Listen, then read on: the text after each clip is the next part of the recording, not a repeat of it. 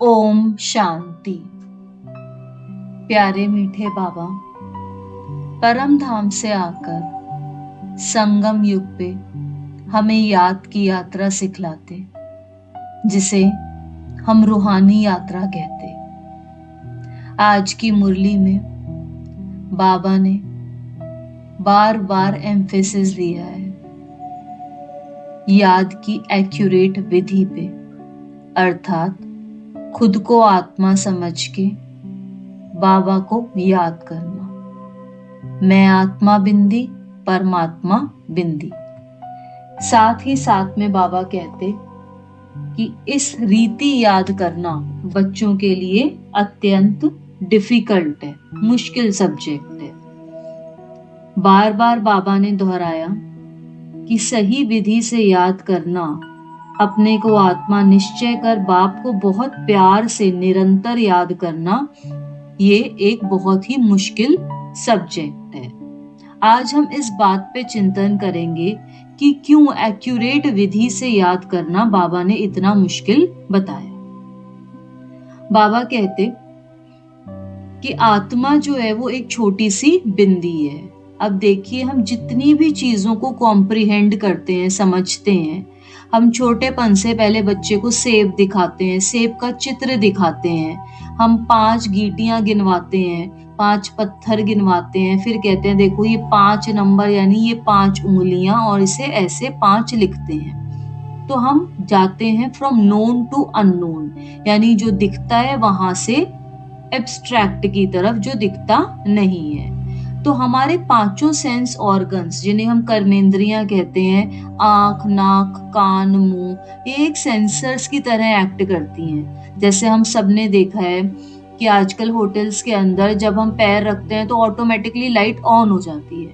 तो बेसिकली उसमें एक सेंसर होता है जो कि ये सेंस करती है कि कोई इस कमरे में आया, वो मैसेज पहुंचाती है और लाइट ऑन हो जाती है। जैसे स्मोक डिटेक्टर्स होते हैं, वो स्मोक को सेंस करते हैं और आवाज आने का सिग्नल शुरू हो जाता है। इसी प्रकार हमारी आंखें चीजें सेंस करती हैं, हमारे कान साउंड को सेंस करते हैं, हमारी नाक स्मेल को सेंस करती है, और इसी सेंस के प्रभाव से हम अपने मन के अंदर एक चित्र या एक विजुअल क्रिएट करते हैं।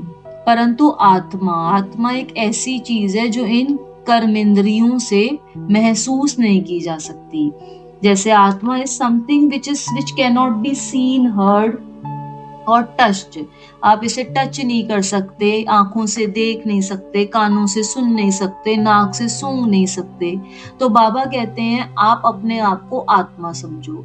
तो इतने बड़े मनुष्य शरीर की पूरी एंटिटी को एक छोटे से पॉइंट ऑफ लाइट में कैप्चर करना इज वेरी डिफिकल्ट।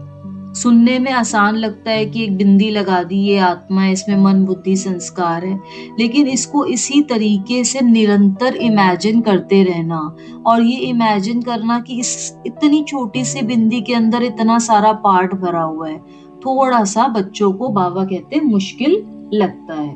और हम सबका अनुभव भी ये कहता है कि आत्मा को जब हम योग करने बैठते हैं और शुरू में इमेजिन करते हैं तो कुछ सेकंड, 1 मिनट, 2 मिनट अच्छा रहता है, फिर अचानक से वो याद जैसे चली जाती है। तो बाबा कहते हैं कि जो भी चीज रियल वर्ल्ड में एग्जिस्ट नहीं करती, उसको महसूसता से ही सिर्फ समझा जा सकता है।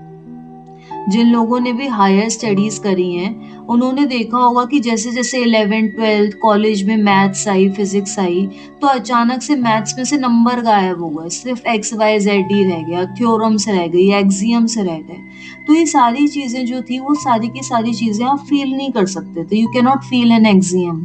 आप एक थ्योरम को हाथ से छू नहीं सकते हो, ये सिर्फ और सिर्फ बुद्धि बल से ही समझा जा सकता है। और ऐसी बुद्धि जो इस चीज को समझ पाए, वो बहुत ही कम लोगों की होती है। इसीलिए बाबा कहते हैं मैं कोटों में कोई बच्चे चुनता हूँ जो मुझे बुद्धि बल से, दिव्य बुद्धि बल से इमेजिन कर पाए, समझ पाए। इतनी बड़ी मनुष्य की हस्ती को एक छोटी सी बिंदी के रूप में समझ पाए और ये महसूस कर पाए कि इस छोटी सी बिंदी के अंदर 84 जन्मों का पार्ट भरा हुआ है। फिर बाबा कहते कि खुद को आत्मा समझना इसलिए भी डिफिकल्ट है क्योंकि अपने को आत्मा समझना यानी अपने को आत्मा फील करना, सिर्फ समझना ही नहीं है, आत्मा को हमें फील करना पड़ता है, महसूस करना पड़ता है। देखिए हम सारे स्कूल गए हैं, तो जब स्कूल जाते हैं तो कुछ बच्चे ऐसे होते हैं, अच्छा 5 नंबर का गलत हो गया कोई बात नहीं, अच्छा 10 नंबर का गलत हो गया, कॉपी जमा नहीं कराई, नंबर कटेंगे कोई बात नहीं। और कुछ बच्चे ऐसे होते हैं जिनका 1 नंबर भी कट जाए तो वो रो रो के घर भर देते हैं। क्यों? क्योंकि उनको लक्ष्य होता है, उनको लक्ष्य होता है कि हमें जो है अपने को फर्स्ट नंबर लेकर आना है, क्लास के अंदर ऊपर से ऊपर आना है। इसी रीति जिस मनुष्य को लक्ष्य होगा लक्ष्मी नारायण पद हासिल करने का, उसके लिए योग करना और योग में स्वयं को आत्मा फील करना ये कोई पुरुषार्थ का काम नहीं होगा। उसके लिए ये चीज इजी होगी या वो इसके लिए मेहनत करने के लिए हमेशा तत्पर रहेगा। बाबा कहते आत्मा को फील करना भी डिफिकल्ट तो परमात्मा को भी बिंदी समझना डिफिकल्ट। परमात्मा जिसे हम ऑल माइटी कहते, जिसके लिए हम सोचते कि ये सर्वशक्तिवान है और बाबा है भी सर्वशक्तिवान। भक्ति में उसकी शक्तियां दिखाने के लिए हमने उनके हाथों में देवी देवताओं के हाथों में अस्त्र शस्त्र दिखाए, ये दिखाया कि वो कितने असुरों का संहार कर सकते हैं। और यहाँ पे ज्ञान में आके बाबा कहते मेरे पास अस्त्र शस्त्र तो छोड़ो शरीर ही नहीं है। फिर हम आत्माएं सोचती चलो भगवान के अंदर प्रकाश हजारों सूरज से तेजोमय होगा। फिर परमात्मा कहते कि नहीं, मेरे अंदर प्रकाश भी हजारों सूर्य से तेज नहीं है। तो आत्मा को ये स्वीकार करना बड़ा डिफिकल्ट है कि जिसको मैं ऑल माइटी कहती हूँ, सर्वशक्तिवान कहती हूँ, वो इतना साधारण एक छोटी सी बिंदी है। क्योंकि मनुष्य को आदत है शक्ति प्रदर्शन के लिए भगवान के हाथ में अस्त्र शस्त्र देखने का। वो अस्त्र शस्त्र से शक्ति समझता है क्योंकि हर चीज स्थूल रूप में शरीर देखता तो स्थूल रूप में परमात्मा देखता।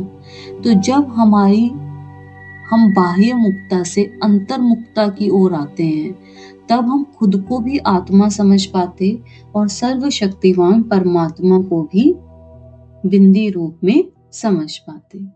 बाबा फिर हमें बताते कि देही अभिमानी बनने की प्रैक्टिस करनी होगी। जैसे डांस प्रैक्टिस से आ जाता है, साइकिल चलानी प्रैक्टिस से आ जाती है, पढ़ाई करनी प्रैक्टिस से आ जाती है। इसी प्रकार यदि हम देही अभिमानी बनने का पुरुषार्थ करेंगे, कॉन्स्टेंटली एफर्ट डालेंगे, तो ये भी हम प्रैक्टिस से इसको भी अचीव कर पाएंगे। फिर बाबा हमें बताते कि मनुष्य जो है हमेशा एक्शन कॉन्शियस होने का यानी कर्म कॉन्शियस होने का उसको आदत है। जैसे हमें सुबह उठते ही पहला ख्याल ये आता है आज क्या करना है, आज क्या करना है, आज ऑफिस में ये प्रेजेंटेशन देनी है, आज घर में ये खाने को बनाना है। हमें लोगों से इंटरैक्ट करने की आदत है, काम करने की आदत है। और वहां पर उसी के विपरीत योग युक्त अवस्था वो अवस्था है जो कि हमें कहती है कि कर्म कॉन्शियसनेस को थोड़ी देर के लिए साइड पे रखकर हमें स्थिरता में बैठना है, सोल कॉन्शियस होना है। आज स्कूल्स में यदि हम जाएं तो मुख्य प्रॉब्लम टीचर्स बताती हैं ये सीधा ही नहीं बैठता, ये बच्चा हर टाइम हिलता ही रहता है, ये इतना हाइपर एक्टिव है। तो जिस समय में मनुष्य को सिर्फ एक्टिविटी की नहीं हाइपर एक्टिविटी यानी हद से ज्यादा उत्तेजना की आदत पड़ गई है और उसकी उत्तेजना को मोबाइल वीडियोस आदि आदि और बढ़ा रहे हैं, उस समय में मनुष्य को कहना कि आप स्थिर होकर खुद को आत्मा समझ के बैठ जाइए, वो एक बड़ी ही डिफिकल्ट सब्जेक्ट जान पड़ती है। फिर जब हम योग में बैठते हैं तो साइलेंस वर्ड में जाते जाते जैसे सन्नाटा आने लगता है। तो जिस मनुष्य को इतने शोर शराबे की आदत हो, लोगों के रूप में भी और गैजेट्स के रूप में भी, वर्चुअल वर्ल्ड के रूप में भी उसे कह दिया जाए कि आप सन्नाटे में चले जाओ, तो वो सन्नाटा उसे डराता है। बाबा बताते हैं कि योग वो अवस्था होती है जब आत्मा का सबकॉन्शियस माइंड जो है वो एक्टिवेट होने लगता है। सबकॉन्शियस माइंड जिसमें 63 जन्मों की सारी मेमोरीज हैं। तो ऐसे समय में जैसे जैसे सबकॉन्शियस माइंड एक्टिवेट होता है तो पुरानी सारी मेमोरीज जैसे एक आंधी के झोंके की तरह हमारे मानस पटल पे चित्रित होने लगती हैं। हमें हमारी पुरानी बातें नजर आने लगती हैं, दूसरी भूली बिसरी बातें भी जैसे एमर्ज होने लगती हैं।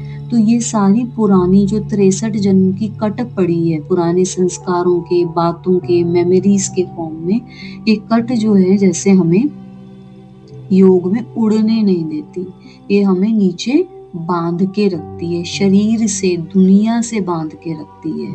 तो जब हम दुनिया से आत्मा बंधी होगी इन पुराने संस्कारों के रूप में, तो योग लगाकर ऊपर उड़ना, जिसे कहते हैं एस्ट्रल ट्रैवल, परमात्मा के पास जाना, परम धाम में जाना मुश्किल प्रतीत होगा। आत्मा जो बंधनी रही हुई है उसको कह दिया जाए कि अब आप थोड़े समय के लिए बंधन मुक्त होकर चांद सितारों के, आसमान के भी पार परम धाम में चले जाओ।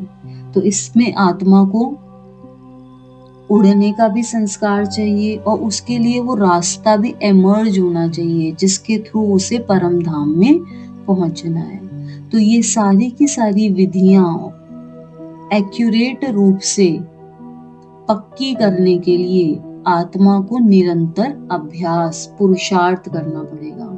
और जितना जितना पुरुषार्थ करेंगे उतना उतना हम नॉलेज लेवल से अंडरस्टैंडिंग, अंडरस्टैंडिंग से एप्लीकेशन, एप्लीकेशन से एनालिसिस और क्रिएटिव लेवल्स तक पहुंच पाएंगे।